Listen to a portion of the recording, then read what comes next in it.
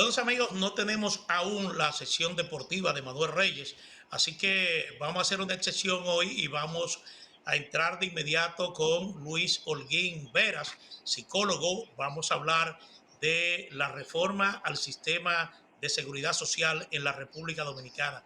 Buenas tardes, don Luis. Muy agradecido de su participación aquí en Propuesta de la Noche. Así que Ángel Barriuso y un servidor Manuel Jiménez, les extendemos un abrazo. ¿Qué tal? Hola, gracias Barriuso por la invitación a compartir con todos sus televidentes. Pues aquí dispuesto a compartir con ustedes esta realidad que tenemos con la seguridad social. Sí. Luis, el tema de la reforma a la seguridad social ya se ha planteado como parte de la agenda de la discusión que se está llevando a cabo en el Consejo Económico y Social. Ahora bien, como conocedor de este tema, yo quisiera preguntarte porque hace ya tiempo que la República Dominicana se está planteando la necesidad de reformar este sistema. ¿Cuáles son las principales falencias, las principales debilidades de este sistema de seguridad social? Mira, Manuel, yo creo que debemos partir y asumir como principal problema de este sistema de seguridad social el hecho de que la seguridad social es un derecho fundamental consignado en nuestra Constitución. Y el sistema está diseñado sobre la base de un modelo que garantiza negocios. Y entonces ese enfoque entra en contradicción con lo que es realmente un enfoque que garantice derechos, que es lo que se debería buscar con el sistema de seguridad social. Desde que uno comienza a leer la ley 8701 y se lee el primer artículo que se refiere al objeto de la ley, el objeto de la seguridad social, se da cuenta de que en el enunciado de ese primer artículo, que vuelvo y digo, trata sobre el objeto de la ley, se percibe el énfasis en la garantía del negocio. ¿Por qué digo esto? Porque hace un énfasis primordial en que el Estado junto con la población son los responsables del financiamiento del sistema. En vez de hacer referencia en ese primer artículo de que el objeto de la ley es cumplir con ese mandato de la Constitución que reconoce como un derecho fundamental de toda la población el tener derecho a una seguridad social, unas prestaciones que puedan dar respuesta a las necesidades de la población en términos de salud, en términos de discapacidad, en términos de sobrevivencia, en términos de desempleo, en términos de vejez. Y eso es lo que la seguridad social busca. Pero en nuestro sistema prima ese garantizar los negocios por encima de garantizar lo que son los derechos de la población.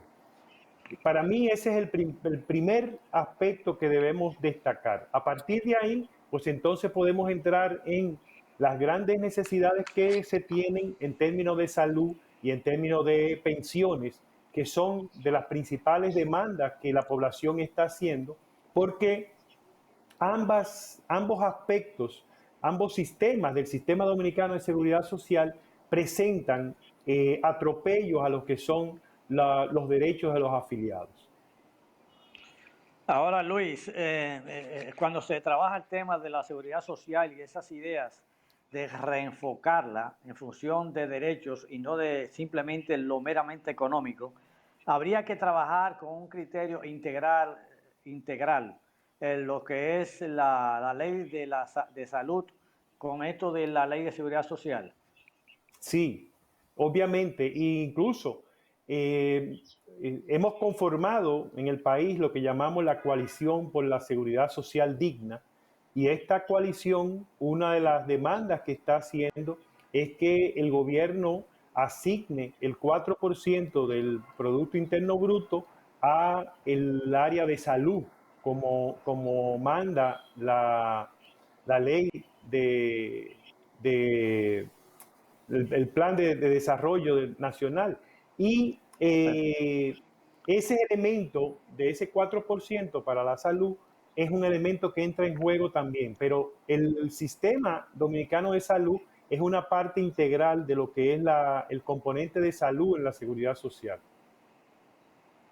Y obviamente Sí, tiene que haber una articulación. claro. Pero, insisto, por ejemplo, en el marco de esta discusión que se plantea sobre la reforma al sistema, hay muchas cosas, por ejemplo, que establece la ley, es decir, lo que se establece en el sistema, que no se han podido cumplir en el tiempo. Me refiero, por ejemplo, al tema de la atención primaria.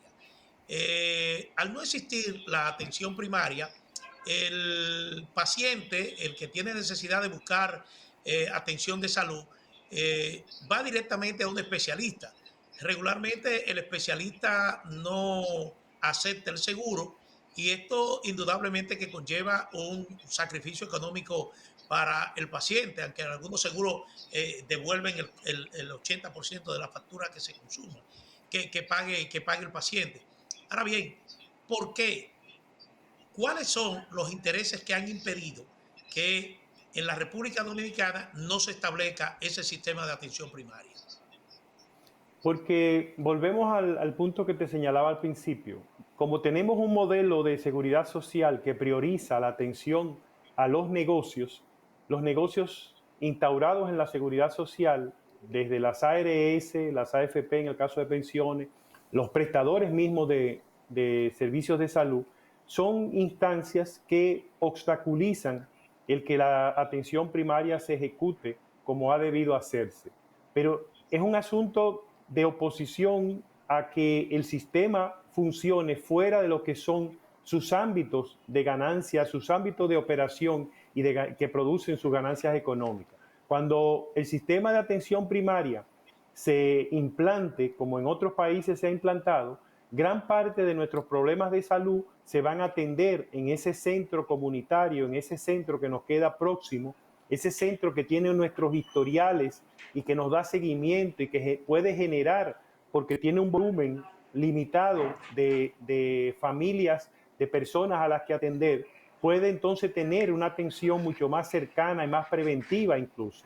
Entonces, esas son cosas que desde el punto de vista de negocio se ven como una reducción del ámbito de operación y que garantiza las operaciones y las ganancias de los centros que están instituidos en la seguridad social. Y ahí tenemos una debilidad en términos de los órganos de rectoría del sistema de seguridad social que claudican, que sueltan, que descuidan lo que son sus roles y sus atribuciones y hasta poderes para hacer la rectoría adecuada del sistema, para poner cada elemento del sistema en su lugar. En momentos uno tiene la impresión de que realmente nuestros órganos de dirección tienen una debilidad en términos de supervisar, de controlar, de poner los límites a estas entidades que participan en el sistema. El hecho de que no se haya instaurado el sistema de atención primaria es una deficiencia de nuestras autoridades que no han impuesto como es debido el sistema. Y no es otra cosa que el dejar de priorizar una línea que es una línea estratégica en términos de lo que es el sistema de salud. Bueno, pero partiendo de estas condiciones,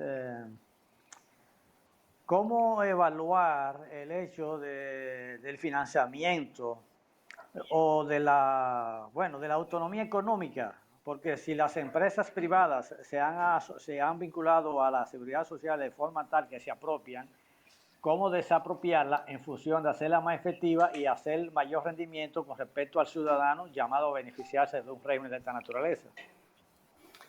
En la Coalición para la Seguridad Social Digna hemos discutido esto y se ha planteado una demanda a la Comisión Bicameral de Seguridad Social del Congreso que plantea que no se hagan reformas del tipo parches, del tipo remiendo, sino se hagan reformas aisladas que no respondan a lo que tú planteabas anteriormente Barriuso, de la integralidad del sistema.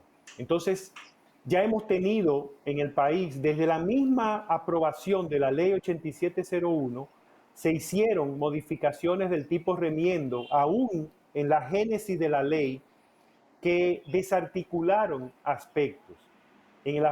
Por poner un ejemplo, en el sistema de pensiones tenemos un gran problema porque en uno de los artículos se creó una figura de las personas que llaman de ingreso tardío, que son las personas que según ese artículo, el artículo 43, ingresaron con más de 45 años y para ellos se generan una serie de alternativas en virtud de que se considera que no van a tener la oportunidad de acumular las 360 cotizaciones que se requieren para una pensión. Y entonces se establece que se le va a devolver su dinero en un solo pago. Pero ¿qué ocurre? Que cuando se consignó esos 45 años, se dejó de considerar que realmente hay más personas que tampoco van a llegar a acumular esas 360 cotizaciones. Todo el que se ingresó, se afilió o fue afiliado con menos de 44 años y hasta 31 años, a los 60 años no va a tener las 360 cotizaciones.